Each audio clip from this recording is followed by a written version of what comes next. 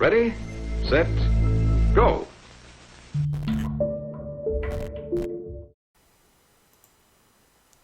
Alright. Moving on. Our current house, though I can't really call it new, was completely different. It was silent and easygoing during the day. Its shadows lay dormant in the corners, on the closet cobwebs, and under the stairs. But they all woke up during the night. Something was watching me from every corner, almost as if the old photos of my diseased family, with their ashen eyes, were hanging on the walls in place of my drawings. Yikes. Okay. The floor was squeaking, rusty drains were moaning, the attic was occupied by noisy drafts.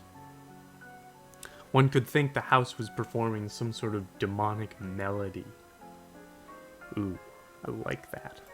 I like that sentence. And then I realized I was, in fact, hearing music. It was already playing for a good while. Somewhere at the edge of my perception, I could hear a flute. It was mixed in with the sound of the wind, of the creaking old house, and my thoughts, too. I stood up and rushed to the window. I wanted to reassure myself that this music was nothing more than a product of my imagination. It's not like someone is playing it there amidst the cold, snowy night.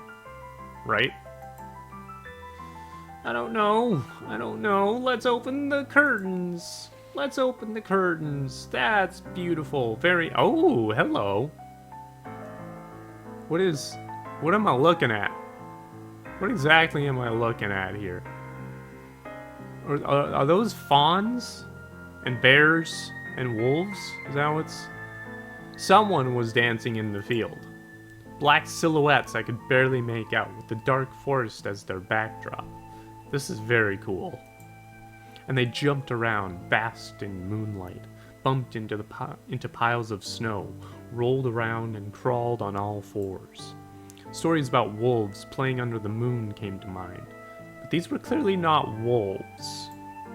They stood upright at times, circled around holding hands and whipping up snow, disappearing into the shadows for a brief moment and coming back. Yeah, these are not just wolves. Something bizarre was going on. Shadows dancing into the starless abyss made my imagination go wild, making me anxious at the same time. Suddenly, the music had stopped. Oh no. Oh no, what's good? The dancing shadows froze in place, and I could swear pierced me with their eyes. Hello? Okay. One of the silhouettes immediately parted from the bizarre shadow carnival and sprinted across the field with giant leaps. Oh, hell! Oh! It glided on squeaky snow, without leaving any prints until it was devoured by the pitch-black shadow of my house, which became even darker and thicker. My heart was jumping around like the bird inside a cage. I shut the curtains with a swift motion and stepped back toward the bed. Smart idea. They saw me. A freezing torrent of fear washed over me. I stood in the middle of a perfectly dark room and listened to some unwanted guest move and scrape around, looking for an entrance. The sound moved to the right, then circled around the house. Now my guest should be at the front door. I jumped into the bed and covered myself with the blanket as if it could protect me. The shackles of fear locked my muscles. I remembered the funeral, and my grandma lying there, hands crossed on her chest, her facial features sharp like that of a tin doll.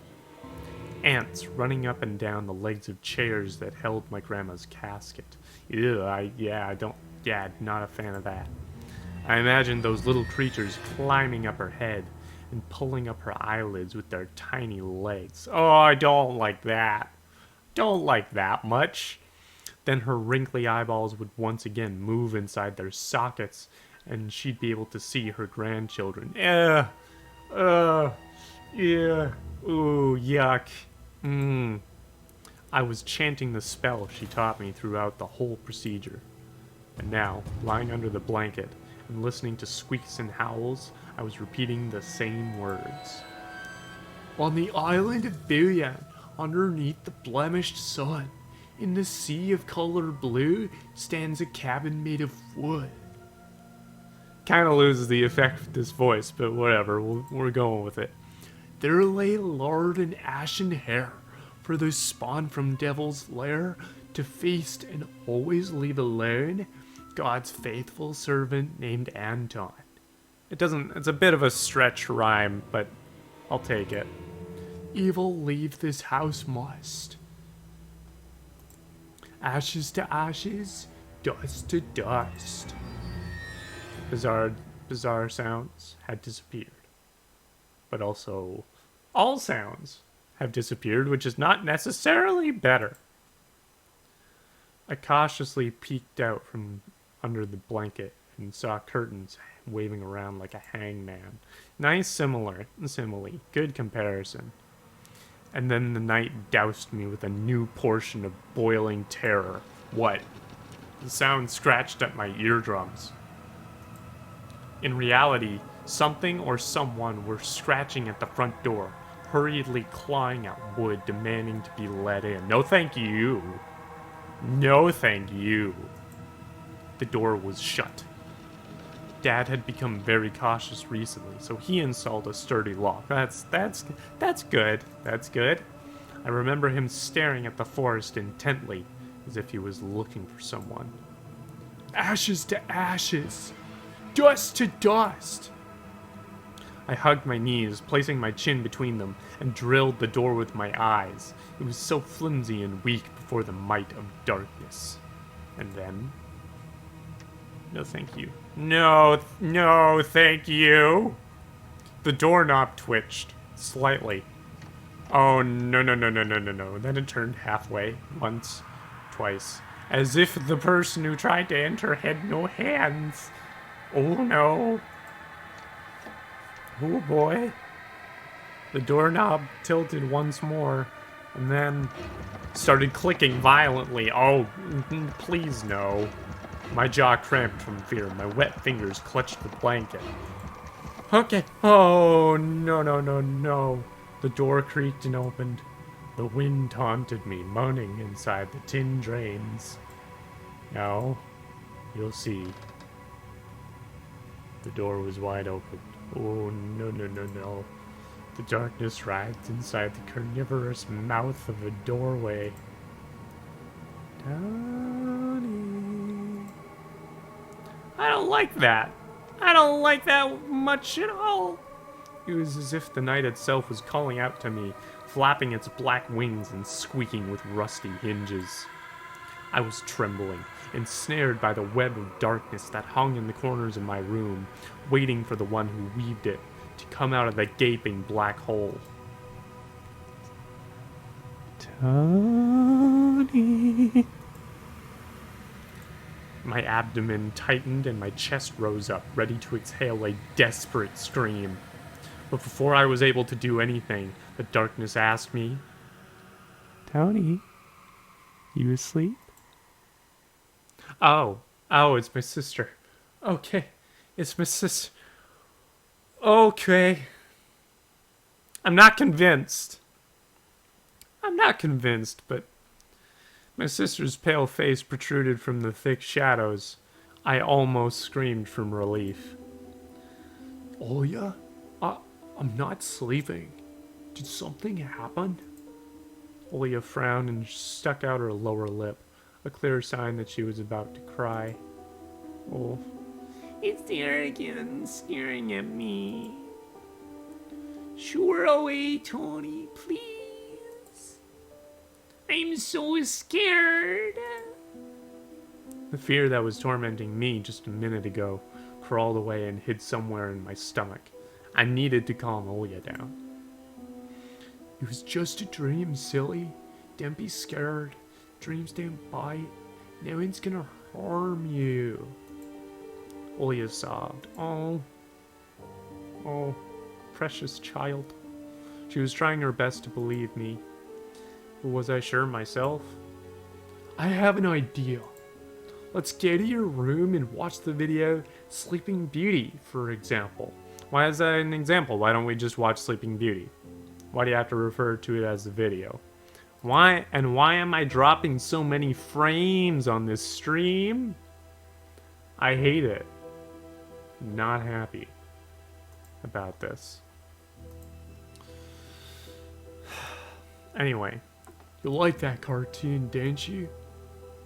Why does the Sleeping Beauty have a prince and I have this scary bird? What's scary bird? Is that the creature she's talking about? That question took me by surprise. Alright, let's watch Cinderella. My thoughts became tangled, fuzzy. What was that? What studied me with its eyes while dancing feverishly under the moon? The darkness was clinging to the window, and it couldn't be fooled by Grandma's old chants. It couldn't be satisfied with a feast of lard and long ashen hair. Tanny, you coming? Yes, just a moment. Oh! Whoa! Frick! What? Excuse me? What?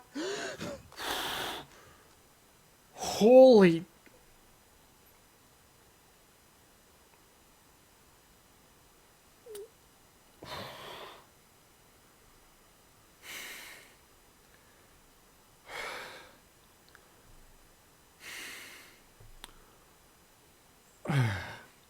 Okay.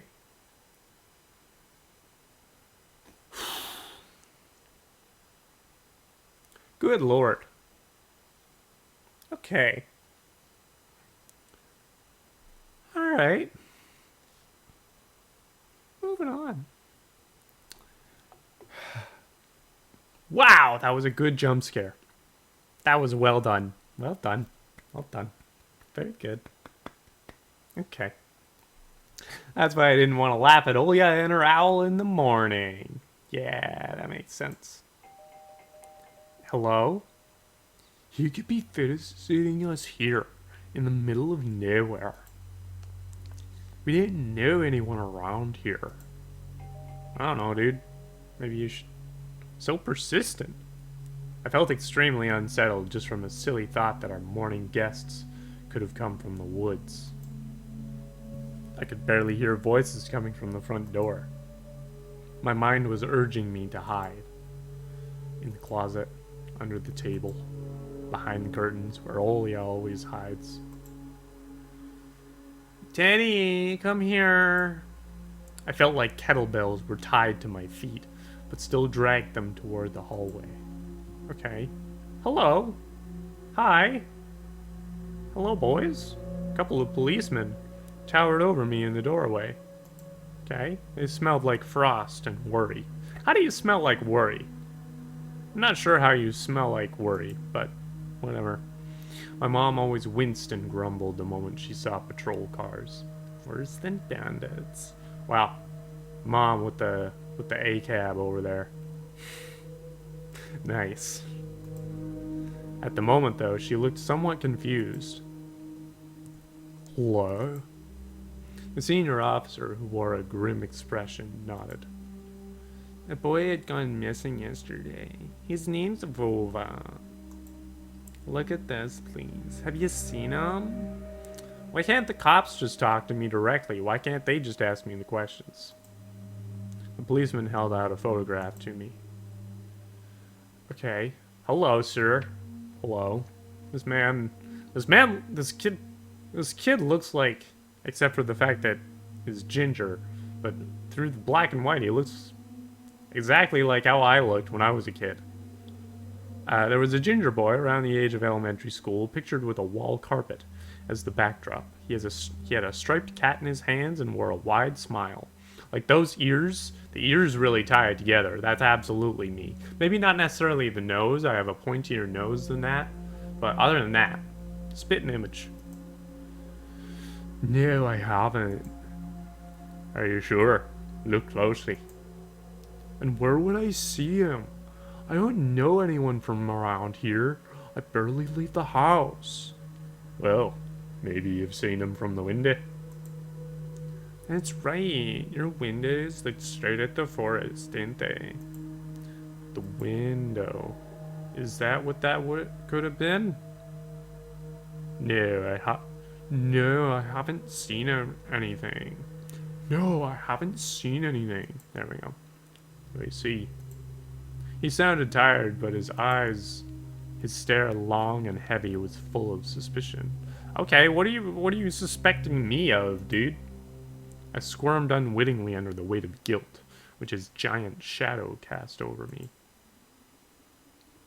The policeman finally tore his eyes from me and glanced over the hallway, the stairway, and the cracks in the ceiling, which I haven't noticed before for some reason. Stairway and the cracks in the ceiling? Okay. How do you like your new place, by the way? Getting used to it? Bit by bit. It's just our little daughter misses the city a lot. Misses the city, huh? Have the locals been treating you well? Yes, everything is alright, thank you. The police pierced through me one more time with his gray eyes. My head started spinning. Can I help you somehow? I asked that in a shaky voice to look like a polite boy and to end this unpleasant conversation sooner. Now that I think about it, you look just like one of my nephews, little fella. He's a witty boy around our age, wears the same type of goggles. Haha! Always engrossed in reading those mystery novels. Told me he wants to enroll in police school when his family visited this summer. Wanted to help other people just like me. See? Yeah. Thinks you're helping people. Okay. I felt uncomfortable. Yeah. As if a distant relative and not a police officer stood before me. Yeah. You know what? Little boys like you should stay at home. Steer away from trouble. The times have changed so much. Yeah. That's vague, but yeah, I guess. Mom interjected in a cold voice. You didn't say. Ah. Well then. What grade are you in, Tony boy? 6th? Have you made any friends here so far? Not yet. I'll be going to school for the first time after the break. Ah. And I'll leave you my number just in case. Call me if you have any new info. The policemen were gone along with their shadows, the smell of cheap cologne, and the photo of a smiling boy. Okay. His face still stood before my eyes. Okay. I wondered what it was like for him, being all alone. There. For some reason, I thought of the forest, swaying in the wind. What did his poor parents feel? Man, I don't know, dude. These are big questions. And what would my parents do if I'd gone missing? Would they cry and thrash around hysterically? Or would they accuse each other like they always do and forget about me, eventually? That's a sad question you just asked there. That's a real sad question.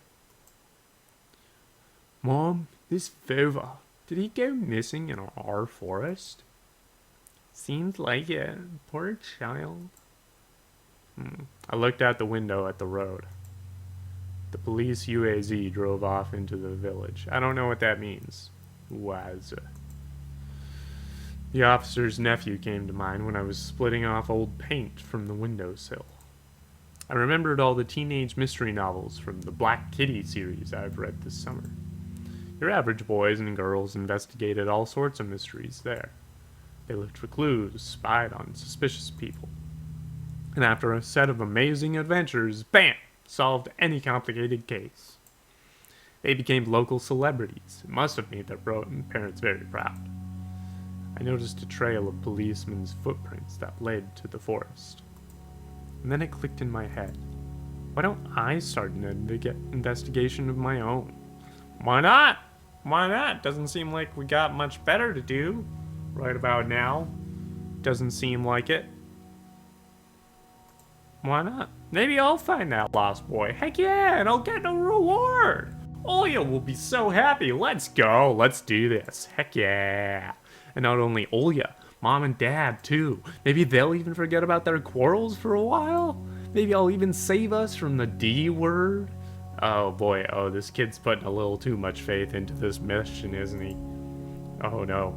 I fantasized about buying Olya a Tamagotchi and getting a cassette player and a bunch of tapes for myself. Oh, this is the 90s, isn't it?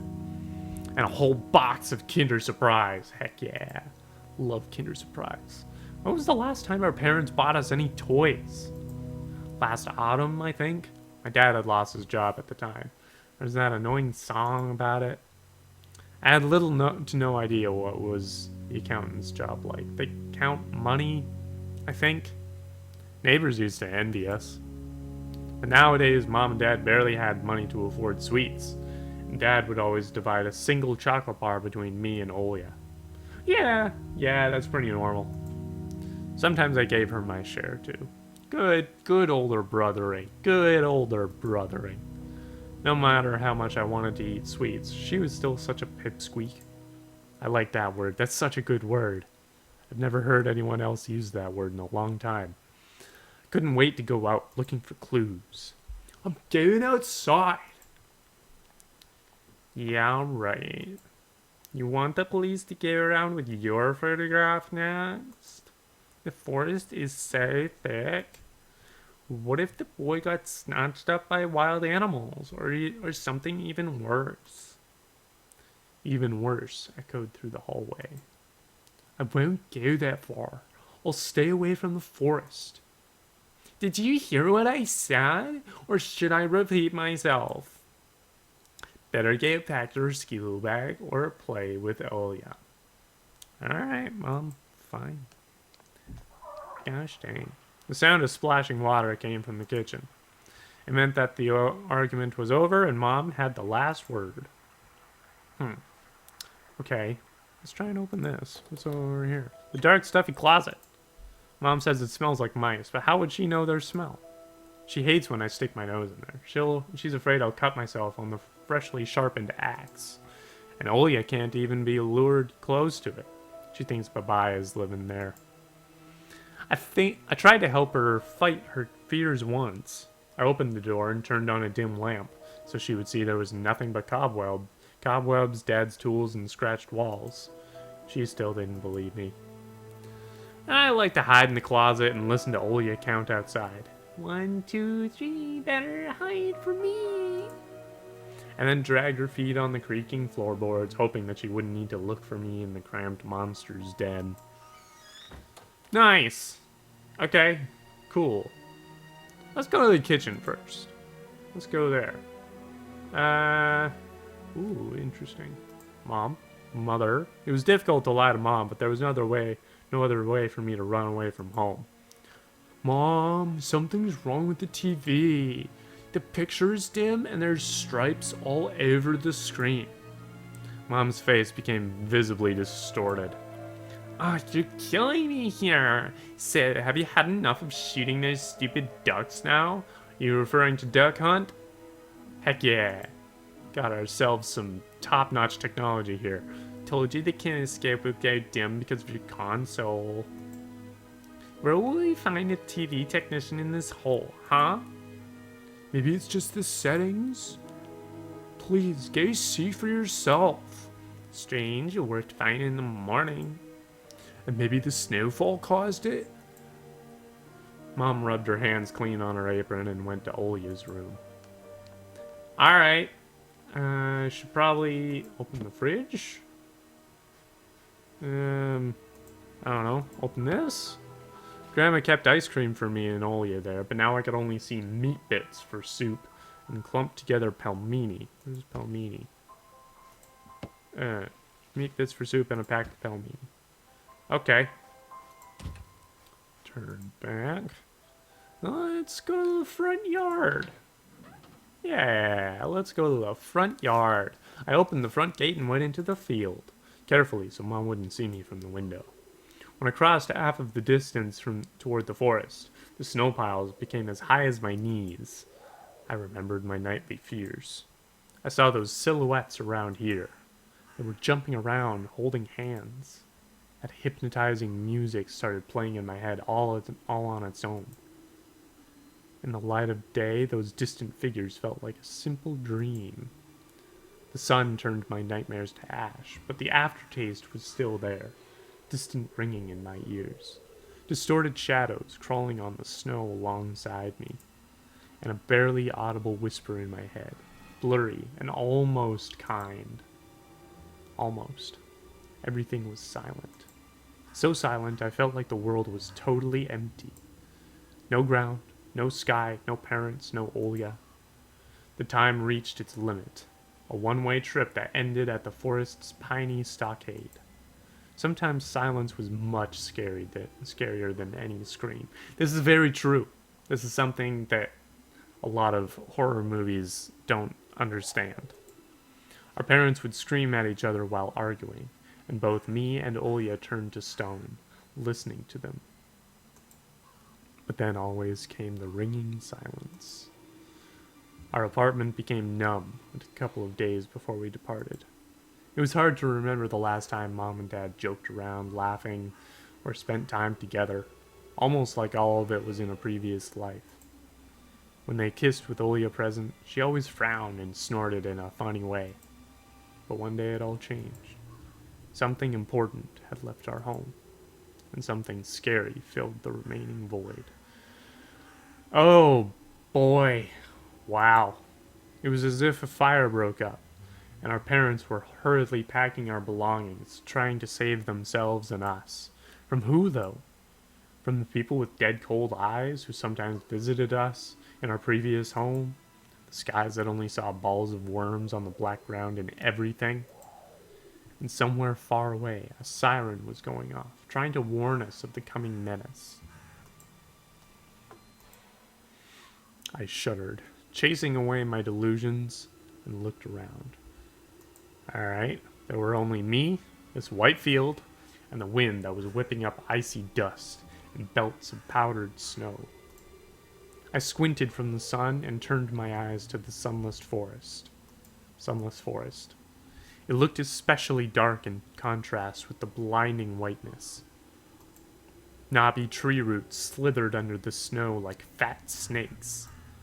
Rotten leaves and coniferous needles froze into the ice. Dry, prickly branches intertwined, bringing up uncomfortable thoughts about fences. Why is there a mitten over there? Why is there a mitten over there? Just flipping about? Were they protecting the forest? Or were they keeping something from breaking out? Some object was hanging from one of the pointy branches. Yeah, I see that. I see that. It's a mitten. I tried to get closer, drowning in snow, and when I almost got to the forest, I saw a knitted mitten. It looked like a wounded bird among the hungering semi-dark. Should I take it to the police? Their senior officer looked gloomy, but he still reminded me of Captain Casanova from my favorite TV show called The Streets of Broken Lights. Like, alright, sure. Kids with their obscure 90s TV shows. He was always anxious, with a tired look in his eyes, but still brave and strong. Will this mitten help them find the lost boy? Maybe. Maybe it'll help you find the lost boy. Vova! Or Vova! Oh, no, I heard a distant shout. It looked like it came from the river. Vova! As if the trees were calling out to someone. Vova! Resounded closer to me. Someone was standing there, behind the trees. Hiding. What? Why? Vova! Okay. I knew someone was looking for the lost boy, but still... Something was unsettling about that figure. What figure? I don't see it. Like way off in the middle there? Maybe. Its stillness, how it was bent unnaturally towards the ground. Where? I don't see it. I don't see it. It's blackness. There's no one there. Just branches and roots. It's all just my imagination. A nearby bird flapped its wings loudly. Oh no, oh no, no, no, no. Oh no, a shadow split from the tree and disappeared from my sight. Oh boy. Oh no. I looked away for just a moment, but when I turned my gaze back to the same place, It was gone. So it was my imagination after all. Well, if it was... I mean, you still don't know that. You're still not entirely sure of that. Silence reigned for a painfully long time. Okay. Is there...